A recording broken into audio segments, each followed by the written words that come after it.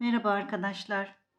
Bugün edebiyatımızın usta ismi Hüseyin Rahmi Gürpınar'dan bir kedinin peşinden sürüklenen koca bir mahallenin mizah dolu hareketli hikayesini dinleyeceğiz.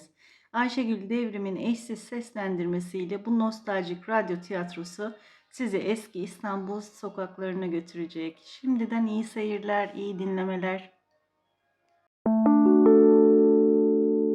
Kedi yüzünden. Yazan Hüseyin Rahmi Gürpınar. Seslendiren Ayşegül Devrim.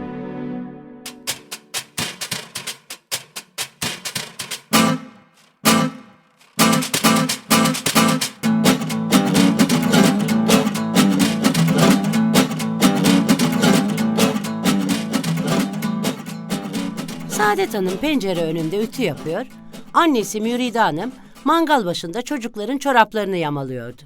Saadet Hanım ütünün burnunu bir ince gömleğin kırmaları arasında yürüterek "Anne, hiç aklım başımda değil. Gülfem bu akşam eve gelmedi. Hala da meydanda yok," dedi. Gülfem geçen Mart'ın yavrusu. Van azmanı. Gözlerinin içi mandalina renginde, samur kuyruk, kaba kulak, altın sarısı bir dişi kediydi. Annesi kızını avutmak için parmaklarını dikişin üzerinde durdurarak gözlüğünün üstünden bakıp "Merak etme Saadet, Gülfem geçende de 2 gün 2 gece gelmedi. Şimdi kızgınlık zamanları.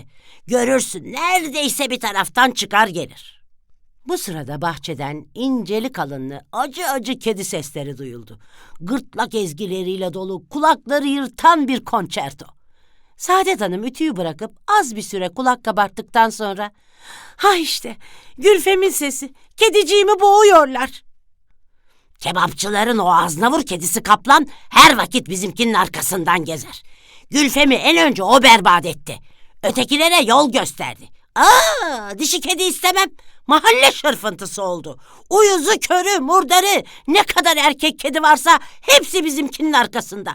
Duvardan duvara, ağaçtan ağaca, damdan dama birbirini kovalayarak ne sağlam kiremit bırakıyorlar ne de insanda kafa beyin. Tıpkı Şehzadebaşı'nın piyasa kızgınlarına benziyorlar. Aman yarabbi, İstanbul'umuzun insanındaki hayvanındaki bu azgınlık nedir? Sen bizi ıslah eyle, cümlemize hayırlar ver." O kebapçı olacak herif Halepli midir, Şamlı mıdır nedir? Başında bafur dumanı fes, yanağının üstünde karabiber kadar yapma biber. Ortasında kalay gibi bir elması yine sokulu güvez boyun bağı, ruganlı potinler. 2 dirhem bir çekirdek ama ne kadar nazik olsa nazininim olamıyor. Yerli gülü olmadığı her halinden besbelli. "Ne olursa olsun kızım, böyle günde renge çalıma bakılmaz. Evini öyle besliyor ki her akşam 2 eli tıklım tıklım gelir. O aznavur kedi hep et kırpıntısıyla besleniyor. Onun için öyle azılı. Et pahalı diyorlar, para yok diyorlar. O bize göre, bizim gibiler için yok. Geçen akşam damadım söylüyordu. Kebapçı dükkanlarında, lokantalarda oturacak yer bulunmuyormuş. Danalar gibi insanlar boğazlandı. Topraklarımız kanlara bulandı. Ahmetçik öldü, Mehmetçik öldü. Ben donumu sattım, sen gömleğini. Elde avuçta kalmadı. Kül kömür yedik. Fakat olanlar da var. Vaktiyle küplerini dolduranlar doldurmuşlar. Tizden, pesten, bozuk ahenk gayetle gürültülü bir kedi operası daha duyuldu. Saadet Hanım annesinin zamandan şikayeti üzerine her vakit gevezeliğe varan nutkunu dinlemeyerek hemen tahta başa koştu. Komşunun bahçesine doğru uzanarak "Ah işte Gülfem orada, mutfağın damında." Annesine haykırarak "Koş anne koş, tavan süpürgesini al da koş."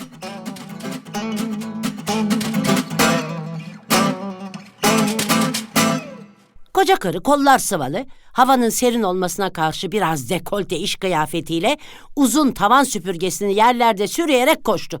Kızının parmağıyla gösterdiği tarafa bakarak "Ah kör olasıcalar, duvarla bacanın arasına Gülfem'i sıkıştırmışlar. Canavar gibi kediler 4 yanını sarmışlar. Makbule Hanım'ın sincabi kedisi, imamın kuyruksuzu, muhasebecilerin tekiri. daha tanımadıklarım. 7 mahalleden toplanma renk renk, boy boy, nursuz pirsiz kirli kediler. Hepsi orada, hepsi. Aman hanım, bu kızgınlık ne fena şey. Suratları pislik tırmık içinde. Mahallede bizimkinden başka dişi yok mu ayol? Bu kadar hovardanın hangisine yetişecek? İlahi seni Gülfemler götürsün. Namussuz kahpe.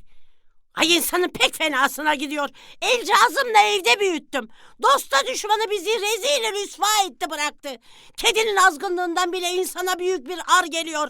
Kızları karaları böyle terelelliye çıkanlara Allah yardım eylesin. Dayanılır şey değil. Bak kebapçının kaplan en önde oturuyor. Bizim kediye bakıp bakıp yutkunuyor.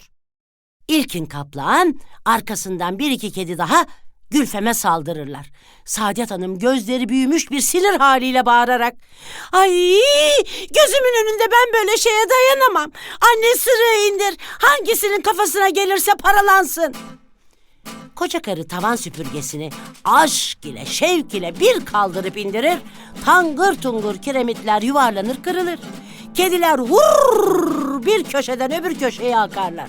Mutfağın penceresinden biraz nezleli, biraz genizden gelen bir sesle bir beddua yükselir. "İlahi, elin kırılsın, iki yanında upuzun teneşirlere gelsin. Kala kala bir çürük mutfağım kaldı.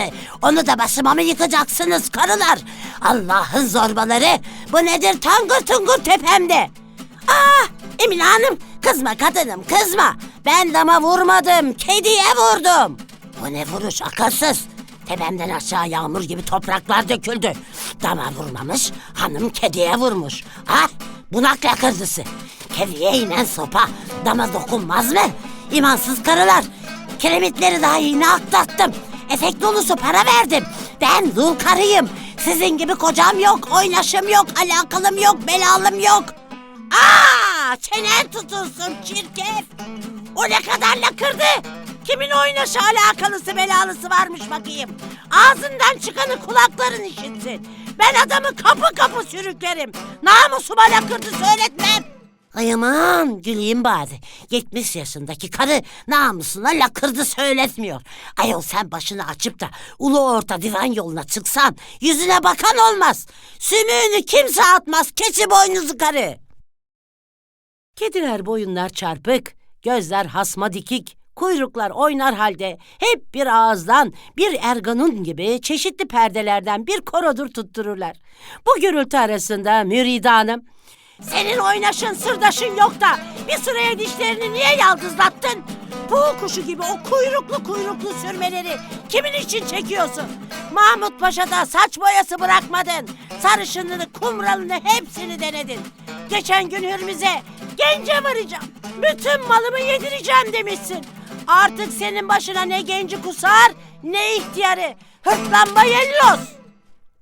Emine Hanım bu saldırılara koyu koyu karşılıklar verir. Kavga kedilerin gürültülerine karışır. Müride Hanım süpürge sırığını bu kızgın inleyenlere indirerek "Susunuz bakayım azgınlar, düşmanım ne söylüyor anlayayım." Başka bir komşu Fikriye Hanım pencereye gelerek "Ay susunuz hanımlar, ele güne karşı bu ne kepazelik. Kocam evde yerin dibine geçiyorum. Konu komşu pencerelere üşüştü, sizi dinliyorlar." "Ah Fikriyar kardeşim, kedi yüzünden kavga. Kebapçıların kedisi bizim Gülfem'in kanına girdi. Burada damın üstünde gözümün önünde olmadık rezalet yok." Kebapçıların pencereleri açılarak hımhımca bir ses: "Kebapçılar kadar başınıza taş düşsün.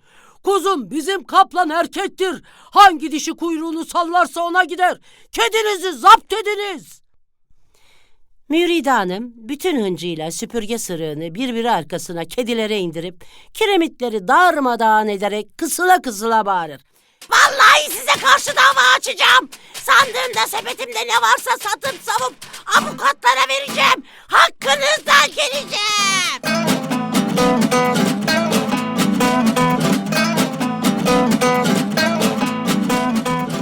Akşamüstü Şevki Efendi eve gelince kaynanasını örtü döşek hasta buldu. Karısı Saadet'ten sordu: "Annene birdenbire ne oldu böyle? Bugün açık saçık tahta boşa çamaşır astı da soğuk aldı."